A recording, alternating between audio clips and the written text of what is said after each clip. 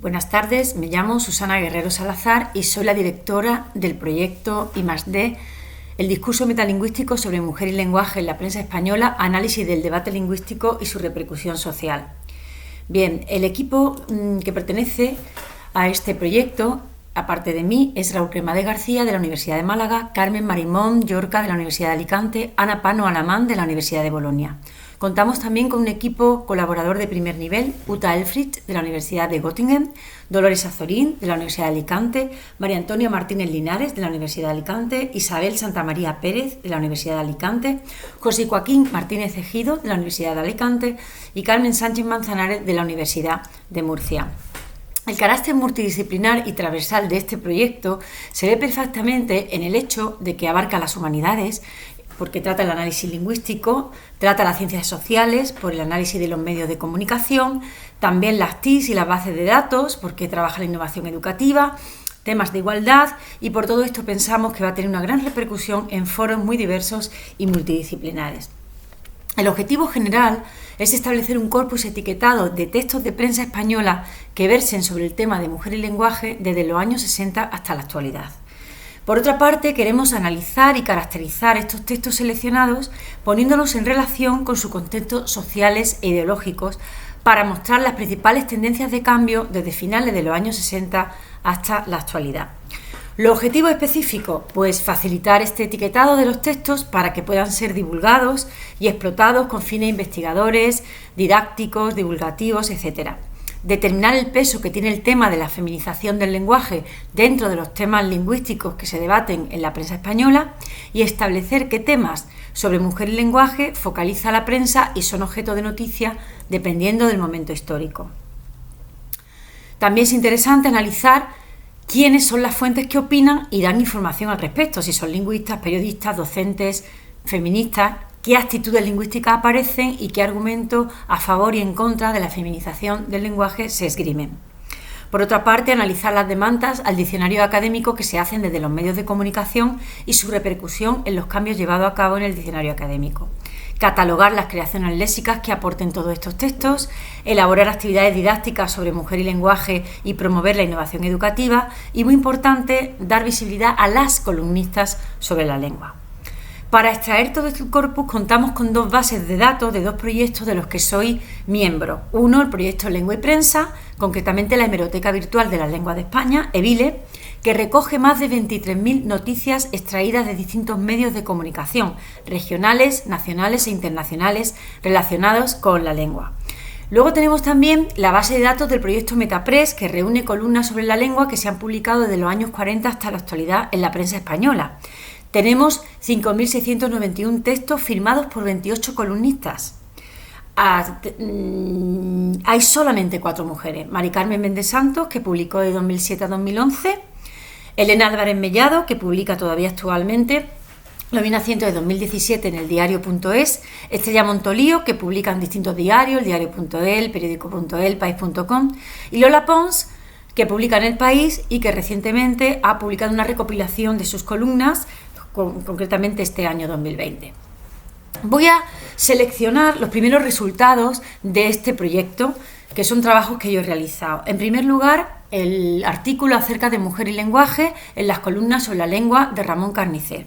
Este trabajo fija a Ramón Carnicer como el primer columnista que escribe sobre el tema mujer y lenguaje de un modo recurrente en la prensa española a través de 9 columnas que publica en el diario La Vanguardia durante los años 60 y 70 y en las que trata, entre otras cuestiones, de las feministas, del movimiento de liberación de las mujeres y de la repercusión que este movimiento está teniendo en la lengua inglesa, porque todavía en la lengua española no había llegado este tema. El segundo trabajo es las columnas sobre la lengua en la prensa española de los 80, mujeres y feminismo. En este trabajo se analiza la ideología que subyace y los mecanismos lingüísticos que sustentan 11 columnas publicadas desde 1980 hasta 1992 por 3 grandes autoridades prestigiosas, Emilio Lorenzo, Fernando Lázaro Carreter y el Marqués de Tamarón. Esta investigación muestra cómo la ideología patriarcal a través del columnismo desaprueba los cambios lingüísticos que acompañan al feminismo y desautoriza también a las feministas. El tercer trabajo, publicado el año pasado, Las demandas a la RAE sobre el sexismo del diccionario, la repercusión del discurso mediático, determina en primer lugar que las demandas feministas al diccionario, es decir, aquellas que exigen un cambio en palabras o definiciones porque se sienten discriminatorias hacia las mujeres, se inicia en España en la década de los 80. En segundo lugar, el análisis de los textos nos ha permitido establecer qué acepciones han sido objeto de debate en los últimos años. Por ejemplo, en 2013 el término femenino con la definición de débil o endeble. En 2016 el sustantivo jueza con la definición de mujer del juez. En 2017 los sintagmas sexo débil con el sentido de conjunto de mujeres y mujer pública con el significado de prostituta.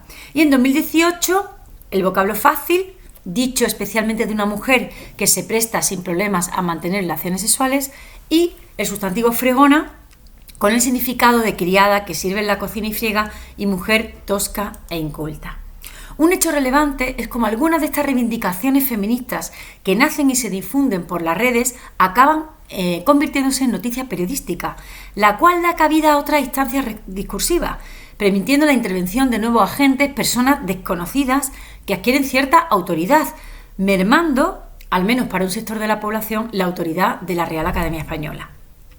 El cuarto trabajo se denomina El debate social en torno al lenguaje no sexista en la lengua española y presenta un estado de la cuestión sobre el lenguaje inclusivo, el cual empieza a gestarse en España a finales de los 70, paralelo a la Constitución española y a los primeros trabajos sobre lingüística con perspectiva de género publicados en dicho país. El lenguaje inclusivo nace como producto de una demanda de parte de una sociedad que no se siente correctamente representada, concretamente las mujeres. Este trabajo hace un recorrido por las normativas, la legislación y las actuaciones más relevantes a nivel internacional y nacional sobre el lenguaje inclusivo. Posteriormente se analizan los aspectos más polémicos como son las guías de uso no sexista del lenguaje y sobre todo algunas alternativas que ellas proponen como pueden ser las formas desdobladas. El quinto trabajo se denomina Léxico e ideología sobre la gordofobia en la comunicación digital.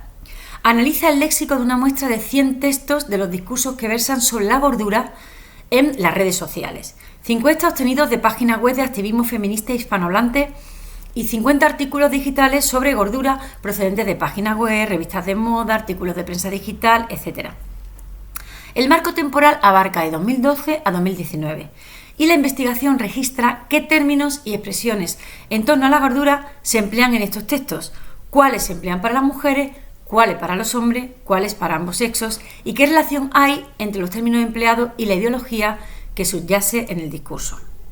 El sexto trabajo se denomina Los dardos de Lázaro Carreter al lenguaje de género y lleva a cabo un análisis de un corpus de columnas sobre la feminización del lenguaje de Fernando Lázaro Carreter que están incluidas en 2 libros, El dardo en la palabra y El nuevo dardo en la palabra. El trabajo determina qué temas se tratan en estas columnas, qué relación guardan con sus contextos históricos y cómo muestran la ideología de Lázaro Carreter.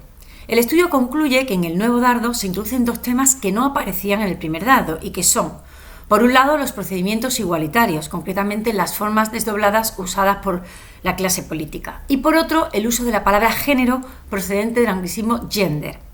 Para mostrar su desacuerdo con ambos temas, Lázaro Carreter emplea los mismos argumentos que la Academia Española ha seguido defendiendo posteriormente tanto en sus obras de referencia como a través de los medios de comunicación y de las redes sociales, convirtiéndose así en el primer y más destacado académico en difundir la argumentación de la RAE en torno al lenguaje inclusivo en el periodismo de opinión.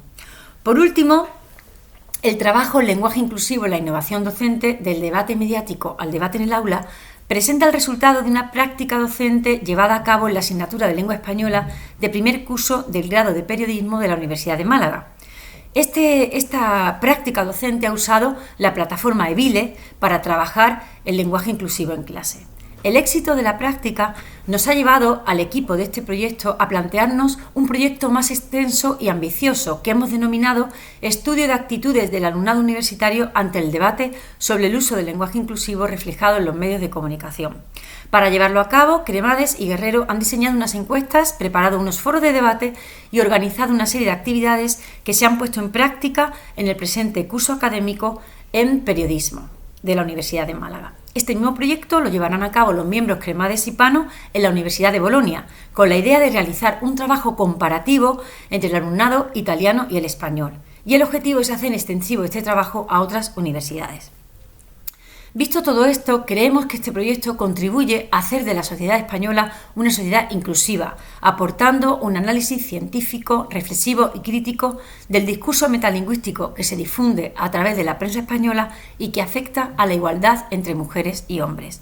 Nuestro corpus se conformará como un testimonio vivo del cambio de modelo idiomático que se ha producido en la lengua española desde los años 70 hasta la actualidad y que tiene que ver tanto con el papel de las mujeres en la sociedad como con la influencia del feminismo. Por tanto, creo que hasta aquí es suficiente para demostrar la trascendencia de este proyecto. Muchas gracias.